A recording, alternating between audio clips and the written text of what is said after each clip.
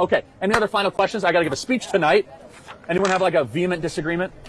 Your hand's still up. Go ahead, you're the last one. I just feel like for abortion, like Yes. 1 second. I feel like for abortion, what we value, you might have touched up on this. I probably did. Is the human conscious experience rather than potentiality. Okay. I find a lot of conservatives makes like the potentiality argument, like, oh, it's going to be a life.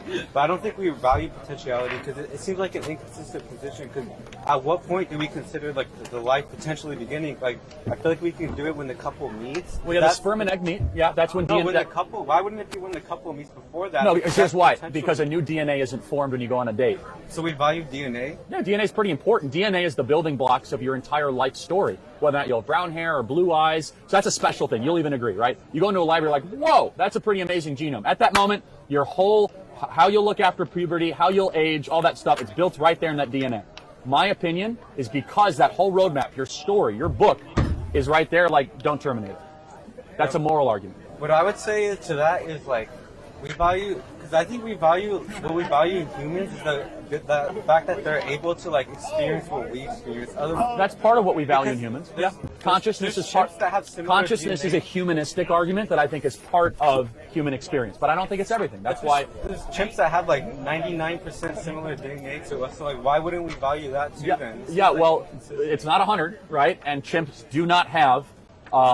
They have limited, experience. Yeah, they do not. They have limited ability to reason, but they do not have the IQ or the ability to be able to process speech at a fast rate, be able to come to their own conclusive, independent decisions. Now, chimps and gorillas have some abilities of that, but an IQ, I think the highest IQ ever cataloged for a gorilla is like 45, 50, maybe, and like.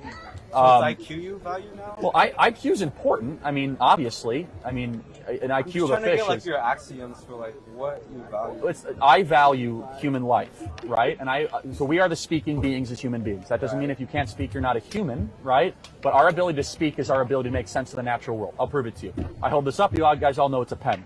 You don't have to think about it, right? You've never seen this pen before. Maybe you have. Your ability to be able to have descriptors on objects is your ability to reason, right? So you don't have to teach a baby to do that.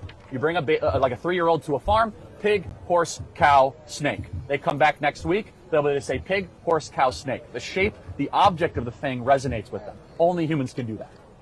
They do that naturally. It's light work for us. We don't even think about it, right? Dogs can't do that, cats can't do that. So we're the only beings then that can go a step further and say what's right and wrong.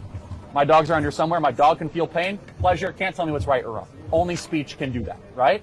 Now, with that being said, what is the building block, the starting of the process that allows the speaking beings to come into existence? It's deoxyribonucleic acid. As soon as that's formed, so here's what happens. You have sperm, egg, third thing enters. That third thing, I believe, is a new thing, a special thing, a magical thing. That must be protected. That new creation. Does that make sense? Because you have two separate isolated things. You know, you have the sperm and the egg. Until they meet, then something unbelievably inexplicable that still, you could ask any scientist here at Berkeley, they'll give you kind of a rigmarole. It still defies logic. I believe it's obviously from the divine that we're able to reproduce life the way that we are.